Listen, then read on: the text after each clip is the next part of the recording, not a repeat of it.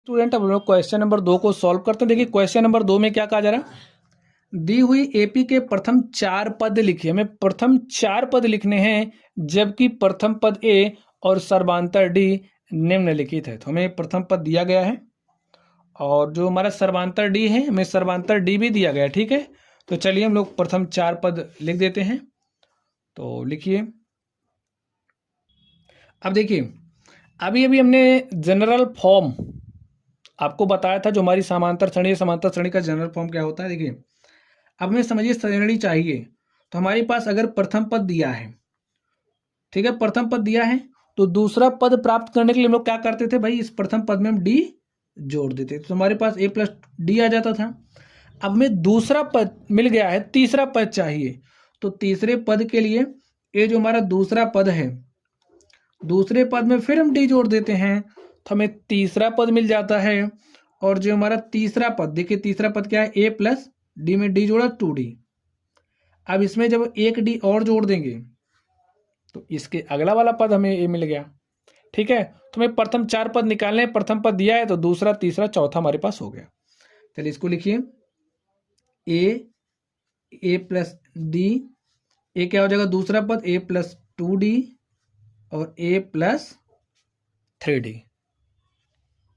लिखिए ए का मान देखिए क्या है 10 है, तो यहाँ पर आप 10 लिख दीजिए। ए प्लस डी, ए का मान 10 है और डी का मान देखिए कितना है 10 है, तो 10 प्लस 10, ए का मान कितना है 10 है और प्लस लिखिए 2 गुणे में डी, डी का मान कितना है 10 है। चलिए ए का मान कितना है 10 है प्लस 3 गुणे में डी, डी का मान कितना है 10 है। हल कर लीजिए आप लोग इसको, देखिए क्या हो जाएगा। यहाँ पर 10 लिखिए, 10 में 10 जोड़ा तो 20 आ गया। देखिए 10 यहाँ पर है और हमने 2 को 10 से मल्टीप्लाई किया तो 2 दाम कितना हो गया 20। चलिए यहाँ पर 10 है लिखिए और 3 गुणे 10 किया तो हमारे पास कितना आ गया 30। आगे देखिए यहाँ पर 10, 20 और 20 में 10 जोड़ा 30 और 30 में 10 जोड़ा 40। तो प्रथम पद 10 हो गया, द्वितीय पद 20 हो गया, तृतीय पद 30 हो गया, चौथा पद 40 हो गया। तो इस तरीके से ये जो हमारी श्रेणी है, ठीक है, आप लोग लिख सकते हो एस बराबर या फिर ऐसे भी लिख सकते हैं। तो लिखिए, अतः श्रेणी के प्रथम 4 पद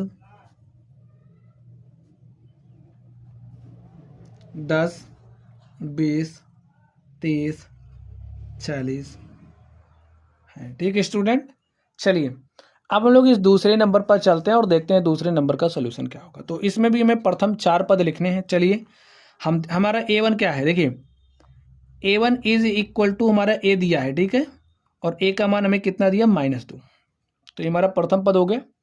द्वितीय पद के लिए क्या करेंगे, a2 निकाल, द्वितीय पद को a2 से दिखाते हैं, तो a2 हमारा कितना होता है भाई, हमें a2 चाहिए, तो a2 निकालने के लिए देखिए a प्लस डी करेंगे, a का मान -2 है और इसमें हम d जोड़ देंगे, तो यहाँ पर 0 लिख दीजिए, -2 + 0 तो -2 आ गया। चलिए अब a3 की बात कर लेते हैं। a3 कैसे निकलेगा भाई, a2 में हम जोड़ेंगे d को, तो a2 हमारे पास है -2 और इसमें हमने d को जोड़ दिया 0, तो हमारे पास क्या गया -2। चलिए a4 की बात कर लेते हैं और a4 बताइए क्या हो जाएगा। देखिए a3 में d जोड़ेंगे, भाई अब तक तो ऐसे ही करते आ रहे थे, इस तरीके से लिख दे रहे हैं जल्दबाजी के लिए। आप लोग आराम से a1 a2 a3 लिखना, ये हमने श्रेणी के रूप में लिख के बता दिया है, ऐसे भी लिख सकते हैं। तो देखिए a3 में जोड़ते हैं d को, तो a3 हमारे पास क्या आ गया -2, ठीक है, और इसमें हमने d जोड़ा, d का मान है 0, तो ये पूरा आ गया -2। तो ये जो हमारी श्रेणी है, प्रथम पद -2, द्वितीय पद -2, तृतीय पद -2, चौथा पद -2। लिखिए अतः दी गई श्रेणी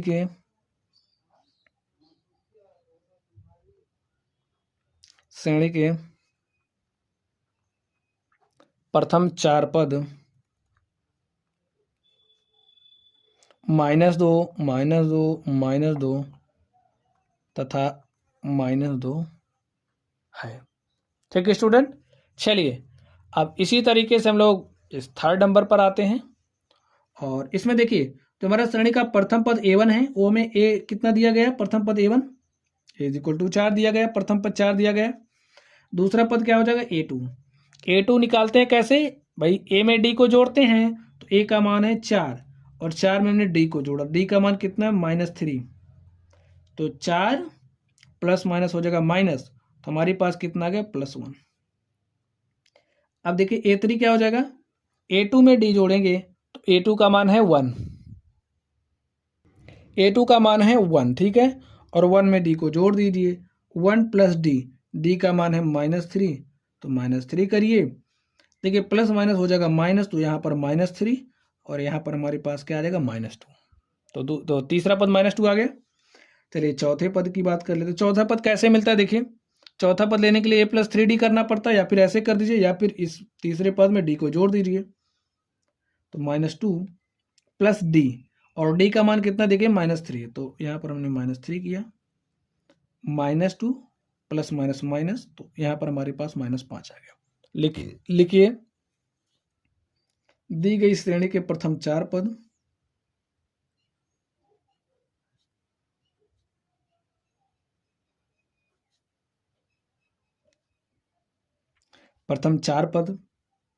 पहला पद a1 = 4 है, दूसरा पद 1 है, तीसरा पद -2 है तथा चौथा पद -5 है।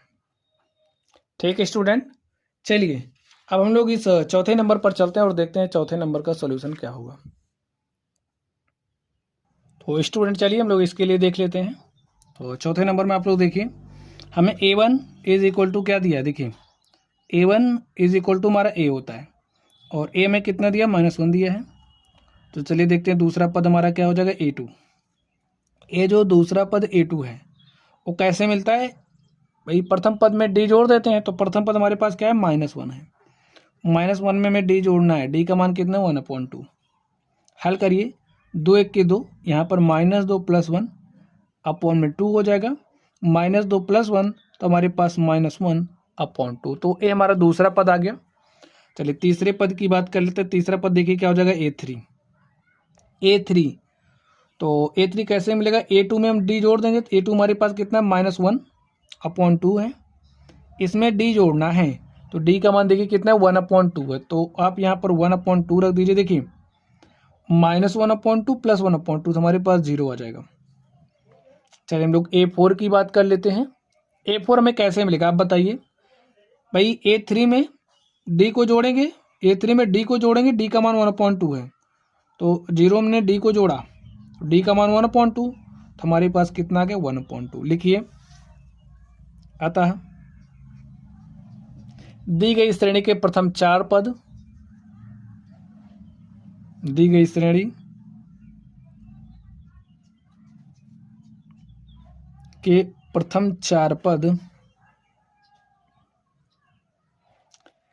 जो हमारा पहला पद है -1 है, दूसरा पद हमारा -1/2 है, तीसरा पद 0 है, तथा जो हमारा चौथा पद है वो क्या है स्टूडेंट 1/2 है। तो स्टूडेंट इस तरीके से आप देख सकते हैं, ये जो हमारा क्वेश्चन नंबर 2 था, 2 के हमने चौथे नंबर को सॉल्व कर लिया है। चलिए अब हम लोग इसके अगले नंबर पर चलते हैं और देखते हैं अगले नंबर का सोल्यूशन क्या होगा। तो इसके आप लोग 5वें नंबर को ध्यान से देखिए। 5वें नंबर में हमें श्रेणी का प्रथम पद दिया गया है, सर्वांतर d दिया गया है। हो सके तो आप लोग इसके प्रथम 4 पदों को निकालिए। तो प्रथम 4 पदों को कैसे निकालते हैं, देखिए हमारा जो प्रथम पद a1 है उसमें a = -1/2 दिया है, तो a1 = a, और हमें क्या दिया -1/-1.25, ठीक है, -1.25। दूसरा पद कैसे निकलेगा, दूसरा पद निकालने के लिए जो हमारा पहला पद होता है भाई, पहले पद में सर्वांतर को जोड़ते, तो सर्वांतर क्या है -0.25 है। चलिए -1.25 प्लस माइनस होता है माइनस, तो यहाँ पर हो जाएगा 0.25। देखिए ए भी माइनस है तो ए भी माइनस है, तो रिजल्टेंट माइनस ही होगा। 5 में 5 हमने जोड़ा तो 10 के 0 हासिल 1, 2 में 1 जोड़ा, 2 में 2 जोड़ा 4 हासिल 1 5, दशमलव लगाइए यहाँ पर 1। तो हमारे पास जो हमारा दूसरा पद है वो क्या आ गया -1.50। चलिए हम लोग a3 की बात कर लेते हैं। अब a3 हमारा कैसे आएगा आप लोगों को पता है भाई, जब हम a2 में d जोड़ेंगे तो हमें a3 मिलता है, तो A2 क्या आया, -1.50। इसमें आपको क्या जोड़ना है, D, और D का मान क्या है, -0.25। तो जोड़ दिया हमने। चलिए देखते हैं क्या आता है, -1.50 प्लस माइनस क्या हो जाएगा, माइनस, तो 0.25, तो माइनस माइनस है तो रिजल्टेंट माइनस हो जाएगा, और यहाँ पर 1.7 -1.75। तो हमारे पास इस तरीके से तीसरा पद आ गया। चलिए हम लोग चौथे पद के लिए बात करते हैं। तो देखिए हमारा चौथा पद कैसे मिलेगा, ये जो तीसरा पद है, तीसरा पद क्या है, -1.75। इसमें हम क्या करेंगे, डी को जोड़ देंगे। तो डी देखिए हमारे पास क्या है, -0.25। तो इसमें हम डी जोड़ते हैं। देखिए माइनस माइनस है तो पहले माइनस प्लस क्या हो जाएगा, माइनस ही होगा। तो यहाँ पर आप माइनस लगाइए 0.25। देखिए ए भी माइनस है तो माइनस माइनस माइनस में जुड़ जाएगा, चिन्ह माइनस आएगा, जोड़ दीजिए। -1.75 में 0.25 जोड़ोगे तो हमारे पास क्या आ जाएगा, 2 पॉइंट। देखिए 5 में हमने 5 जोड़ा तो 0 आ गया, और 7 2 9 1 10 ऐसे हमारे पास आ गया। तो हम डायरेक्टली लिखना चाह रहे थे तो हमने लिख दिया यहाँ पर। तो देखिए हमारे पास क्या आ गया, हमारे पास आ गया -2। ठीक है, तो ए हमारा क्या हो गया, A4 हो गया। 2.0 भी लिख सकते हैं। चलिए लिखिए, अतः दी गई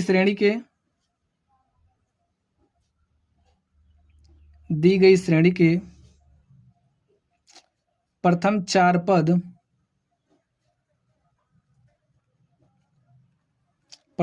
पद कौन कौन से, देखिए -1.25, -1.50, -1.75 तथा क्या है, -2.0 है। तो हमें प्रथम चार पदों को बताना था, तो स्टूडेंट हमने प्रथम चार पदों को बता दिया है।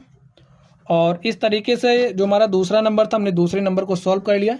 चलिए अब हम लोग अगले प्रश्न पर